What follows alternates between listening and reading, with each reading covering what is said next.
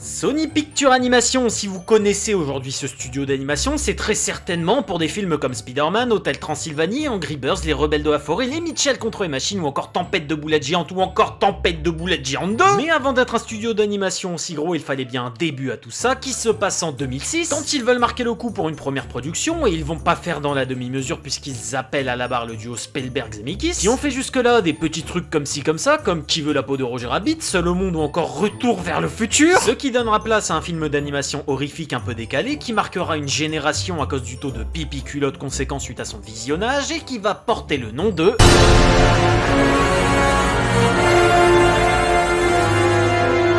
Bonjour à toutes et à tous, c'est l'ami Cody et bienvenue dans ce nouvel épisode de...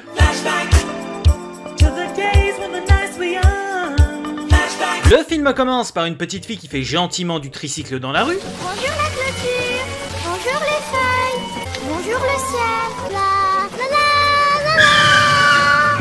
Quand elle va se retrouver bloquée dans la pelouse d'une maison, ce qui va provoquer la colère de son habitant qui n'aime vraiment pas, mais alors vraiment pas, les enfants. On dégage de ma pelouse! On dégage tout de suite!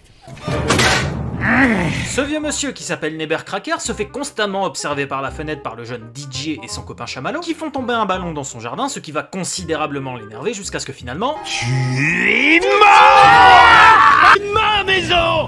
Pourquoi? Oh,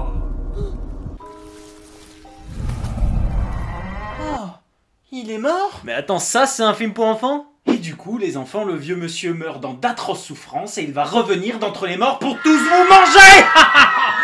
Surtout toi, Kevin! Les parents des DJ, quant à eux, en ont royalement rien à foutre du traumatisme de leur gamin et se barrent en vacances, ce qui est un véritable crève-cœur pour eux. Quels Au enfants! revoir, ma puce. Allez, dis-lui que tu l'aimes, s'il te plaît. Oh, il le Dis à ton fils sait! que tu l'aimes. J'ai pas envie de lui Dis-lui dire je que je t'aime. Au revoir, tu vas nous manquer si fort. Oh, qu'est-ce que je t'aime. Oh, ça va faire bizarre de plus te voir, tu sais pas.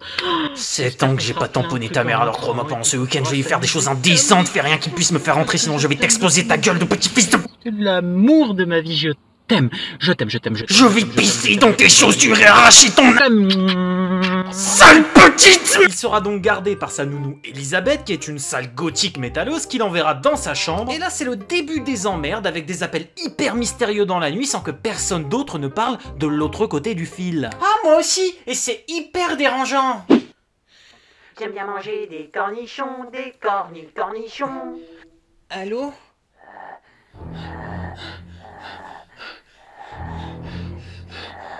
Tu pourrais au moins faire semblant de te cacher.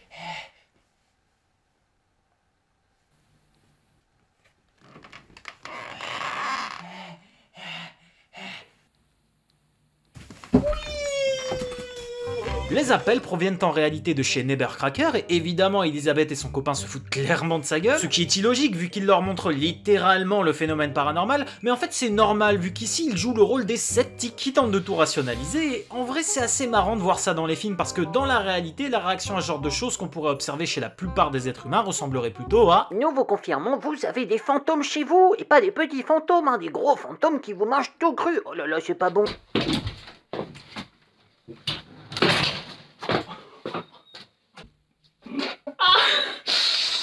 Ouf!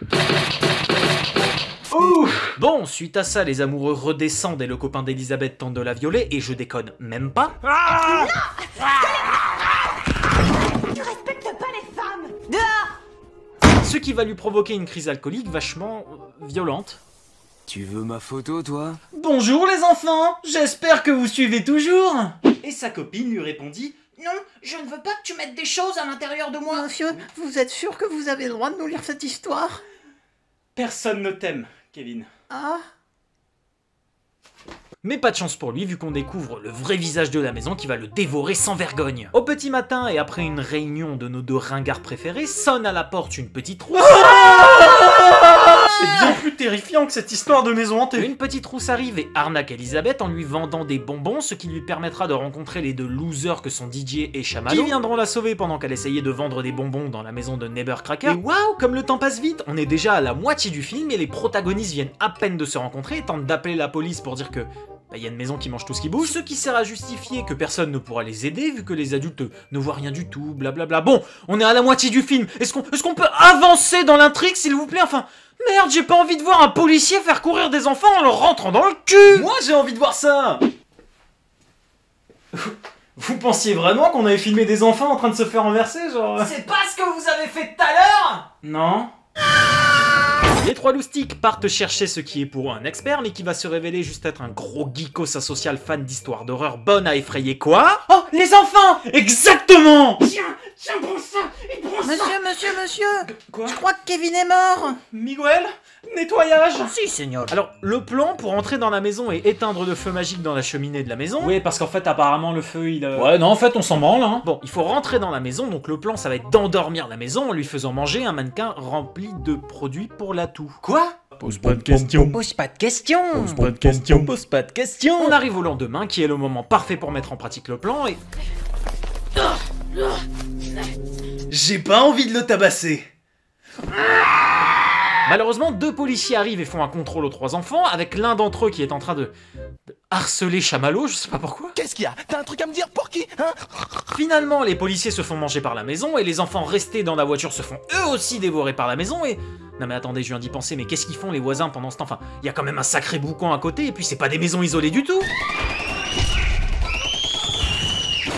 Bon, à l'intérieur de la maison, j'ai pas tout compris, DJ il nous explique qu'elle est endormie et qu'elle s'est pas rendu compte qu'elle avait bouffé des enfants mais qu'elle avait bouffé des policiers, donc... Merde. Bon, ça veut dire qu'il va falloir rester discret et approcher doucement pour espérer atteindre le feu sans faire le moindre bruit, parce que sinon ça pourrait très mal se passer. Où est-ce que tu vas, toi? Viens là. Chamallow, reviens!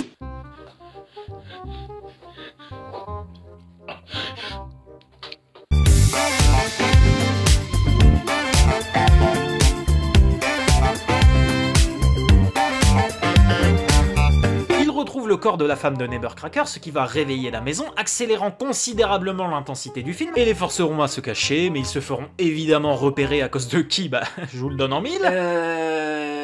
Oui, ce Chamallow, ce gros bouffon! Regardez-moi, je suis Chamallow, je fais n'importe quoi, je pisse sur ma camarade et je joue avec mon ballon alors que... Putain de bordel de merde, une maison tente de me...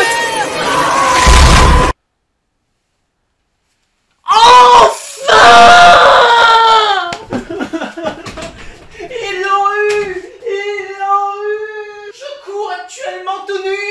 Larousse se fait aussi choper, ce qui laisse DJ en mauvaise posture, mais grâce à son plot armor de héros, il sauve ses camarades en causant une inondation, forçant la maison à littéralement les dégueuler, ce qui provoquera à la sortie de celle-ci une dispute dans laquelle Chamallow accusera DJ d'avoir des plans de merde. Culotté! Et alors? On n'a pas le droit d'aimer la dentelle?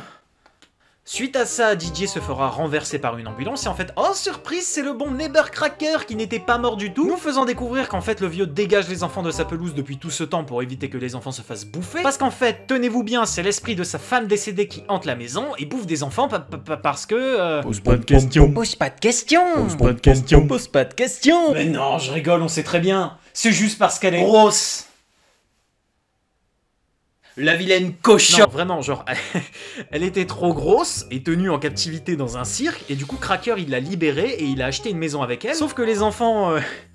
Putain de merde. Ils vont lui envoyer des choses dessus par pure grossophobie, j'imagine, la tuant, littéralement sur le coup, et là-dessus, j'ai une question. Est-ce que le fait de critiquer le corps des autres est un mécanisme d'autodéfense qui permet de se sentir bien dans sa peau, parce qu'il est bien plus facile de s'en prendre à autrui que de régler ses propres problèmes? Non, pourquoi il a fini la maison? Enfin, je sais pas, ta femme, elle vient de tomber dans du ciment, et toi, ta première réaction, c'est... Je m'en bats les couilles! Et là, bah, je sais plus quoi vous dire, hein. La maison, elle en a plus rien à foutre du film, elle sort de son terrain pour poursuivre les enfants dans la ville, et encore une fois, sérieusement. Mais heureusement pour le groupe, le vieux, il s'interpose et tente de calmer sa douce dulcinée. Tu as été une vilaine fille, toi. Attends, je comprends pas, il essaye de la calmer ou de la... Oh, vas-y. Oh, c'est super. Oh, j'adore. Oh, oui, les poignées de porte. Oh, Monsieur, veuillez laisser cette gouttière tranquille! Finalement, après avoir fait exploser sa femme à la dynamite, les gens qui étaient bloqués à l'intérieur sont maintenant libres et en pleine forme. Pourquoi? Je sais pas du tout. De toute façon, personne ne s'étonne ni de la disparition de la maison, ni de la grosse explosion survenue dans la nuit, ce qui va laisser les enfants retourner vaguer à leurs occupations, pendant que le vieux qui a tout perdu, Bon, bah voilà, vous avez tué ma femme, fait exploser ma maison, et maintenant je suis... tout seul. Vous inquiétez pas, monsieur Beckett, on est là pour vous. Oh, c'est gentil, les enfants. Regardez là-bas, une grosse dame. Jetez-lui des cailloux. Laissez-la. Oh non. Non. Ah bah pourquoi? Je vais me la faire. Et voilà, cette vidéo est maintenant terminée. Je vous remercie de l'avoir regardée. Quant à moi, je vais aller tabasser une obèse tout en la poussant dans mon lit pour qu'elle me bouffe le cul. C'était l'ami Cody, on se retrouve une prochaine fois dans un nouvel épisode de...